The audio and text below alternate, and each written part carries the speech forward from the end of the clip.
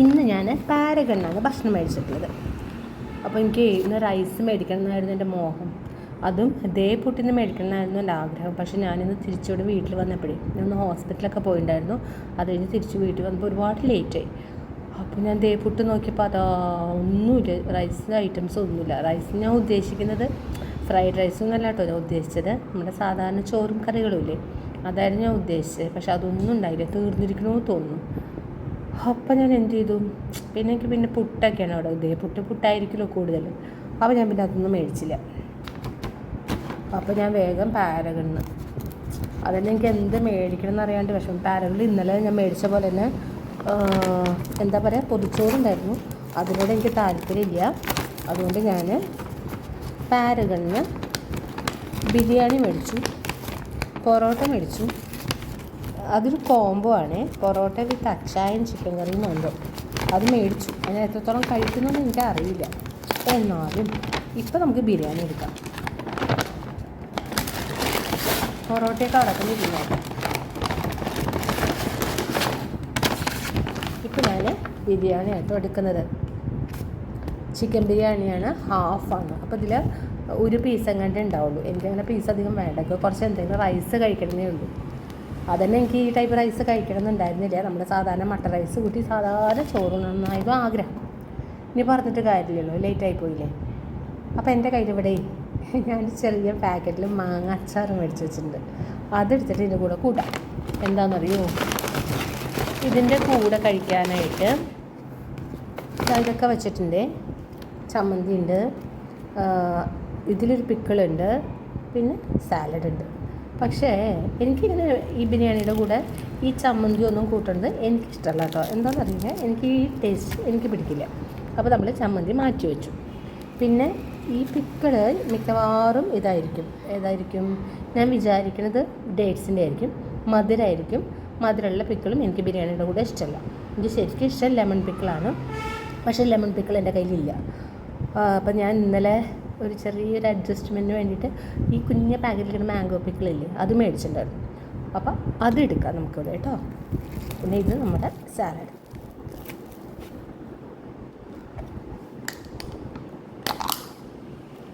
കണ്ടോ, ഇത് വേണമെങ്കിൽ ഇടയ്ക്ക് കുടിക്കാം. ഇതൊന്നും എനിക്ക് ബിരിയാണിയിൽ അങ്ങനെ കൂട്ടുന്നത് ഇഷ്ടമല്ല, പക്ഷെ വേണമെങ്കിൽ കുടിക്കാം. ഞാൻ പോയിട്ടേ മാങ്ങ ചറിട്ടിട്ട് വരട്ടെ. ഇതാണ് കേട്ടോ ഞാൻ പറഞ്ഞ മാംഗോ പിക്കിൾ. എങ്ങനെ ഉണ്ടെന്നൊന്നും എനിക്കറിയില്ല. സത്യത്തിൽ എനിക്ക് ഇന്നലെ ലെമൺ ഉണ്ടെങ്കിൽ അത് മേടിച്ചാൽ മതിയായിരുന്നു. പക്ഷെ എനിക്കിന്ന് ബിരിയാണി മേടിക്കാനുള്ള പ്ലാൻ ഉണ്ടായിരുന്നില്ല. എനിക്ക് സാധാരണ മീൽസൊക്കെ എനിക്കിഷ്ടം. പക്ഷെ കിട്ടിയത് ബിരിയാണി ആയിപ്പോയി. നോക്കട്ടെ.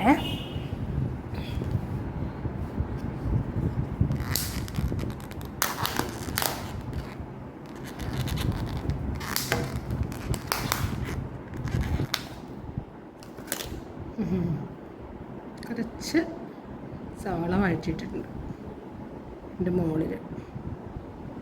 ഓക്കെ, പിന്നെ പിക്കിളല്ലേ, ഈ പിക്കിൾ നമുക്ക് നോക്കാം മധുരമാണോ അതോ പുളിയാണോ. വലിയ മധുരമില്ല, മിക്സാ തോന്നുന്നു എന്തൊക്കെ കൂടിയിട്ട്. കുഴപ്പമില്ല കേട്ടോ, നന്നായിട്ടുണ്ട്. നിങ്ങൾ വിചാരിക്കണ്ടാവും അല്ലേ, എല്ലാത്തിലും ഞാൻ മുൻകൂട്ടിയിട്ട് കൊള്ളില്ല എന്നൊക്കെ പറയും. അത് കഴിഞ്ഞ് കഴിച്ച് നോക്കുമ്പോൾ നല്ലതാണെന്ന് പറയും.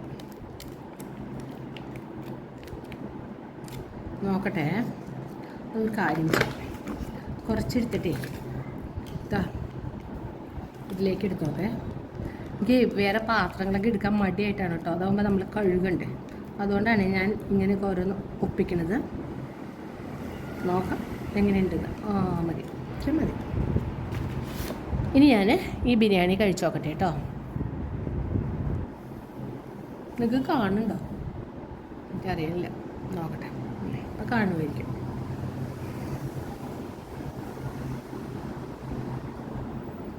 കുറച്ചുണ്ടല്ലോ ഈ മാങ്ങയുടെ അച്ചാറിലേക്ക് ഞാൻ കൂട്ടുണ്ടേ. ഇങ്ങനെ എടുത്തിട്ട്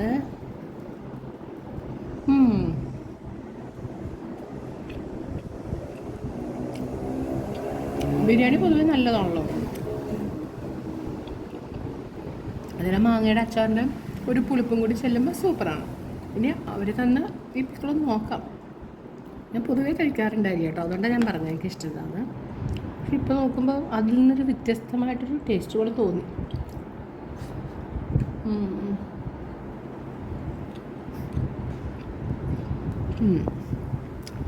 എനിക്കിഷ്ടമല്ല കേട്ടോ ഈ ടേസ്റ്റ്. എനിക്ക് ശരിക്കും നാരങ്ങാച്ചാർ തന്നെ ഇഷ്ടം കേട്ടോ.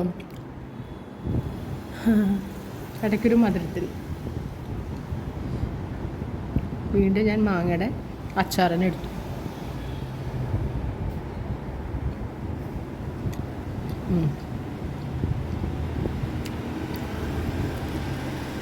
പിന്നെ ഇത്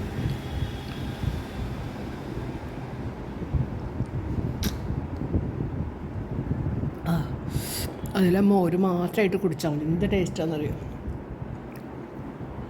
ചിക്കനൊക്കെ ഇവിടെ ഉണ്ട് തോന്നുന്നു കേട്ടോ. ചിക്കൻ്റെ പീസൊക്കെ ഇവിടെ ഉണ്ടേ. എനിക്ക് അത്ര താല്പര്യമില്ലാത്തതുകൊണ്ട് അധികം എടുക്കണില്ല.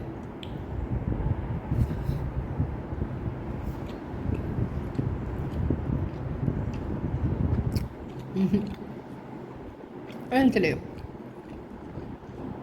റൈസൊക്കെ നല്ല തന്നെയാണ്, പക്ഷെ എന്നെ ഒരു ചെടിയില്ല. പ്രത്യേകിച്ച് കൂടുതൽ മസാലകളൊന്നും ഇല്ലല്ലോ. എരിവ് വേണ്ടാത്തവർക്കൊക്കെ എനിക്ക് ഇങ്ങനത്തെ ബിരിയാണി തന്നെയാണ് ഇഷ്ടം. പക്ഷെ കുറച്ചും കൂടി കേമമാക്കാം എന്ന് പറയില്ലേ, കുറച്ചും കൂടെ കേമാക്കാം.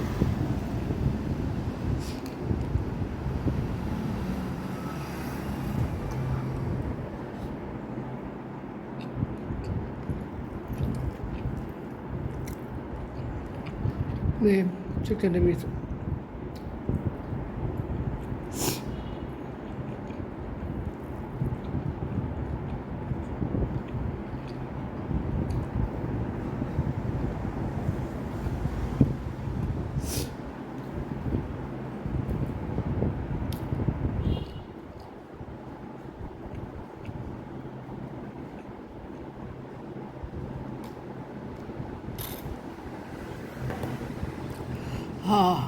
ഇത് ചൂടത്തുണ്ടല്ലോ, ആ മോര് കുടിക്കുമ്പോൾ എന്താ സുഖം എന്നറിയും.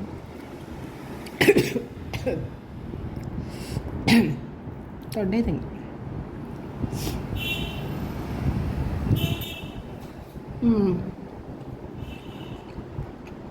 മതി കേട്ടോ, അങ്ങനെ ബിരിയാണി കഴിച്ചാൽ മതിയായി.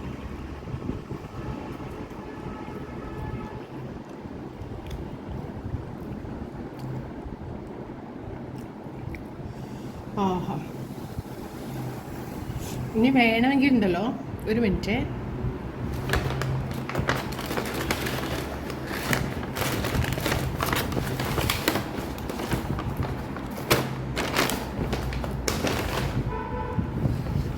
ഇത് കണ്ടോ, ഇതാണ് അച്ചായൻ ചിക്കൻ കറി. അച്ചായൻ ചിക്കൻ കറി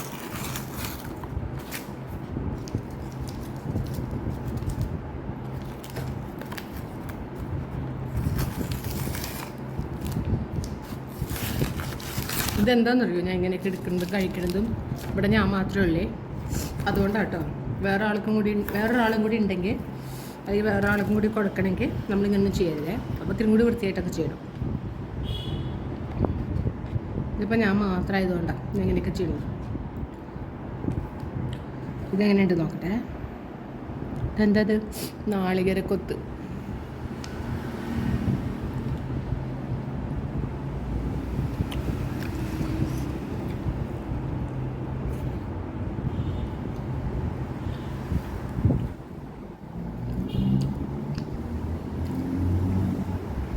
ഇത് പീസ് എങ്ങനെ ഇട്ട് നോക്കാം.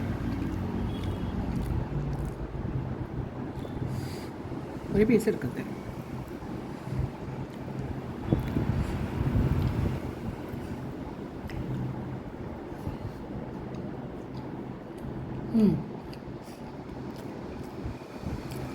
ഈ കറി നല്ലതാണ്. ഒരു പീസ് നന്നായി വെന്തിട്ടുണ്ട്. നല്ല രസമുള്ള പീസാണ്. കൊള്ളാം കേട്ടോ.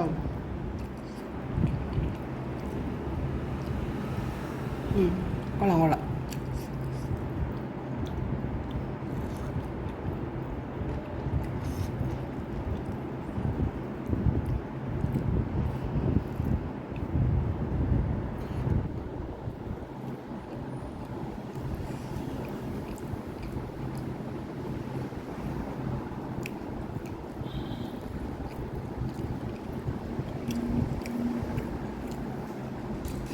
അപ്പോൾ ഓക്കെ, ഇനി ബാക്കിയുള്ളത് കഴിക്കട്ടെ കേട്ടോ. എത്രത്തോളം കഴിക്കാൻ പറ്റുമെന്ന് അറിയില്ല, എന്നാലും പറ്റാവുന്ന എത്ര കഴിക്കട്ടെ. Okay, by.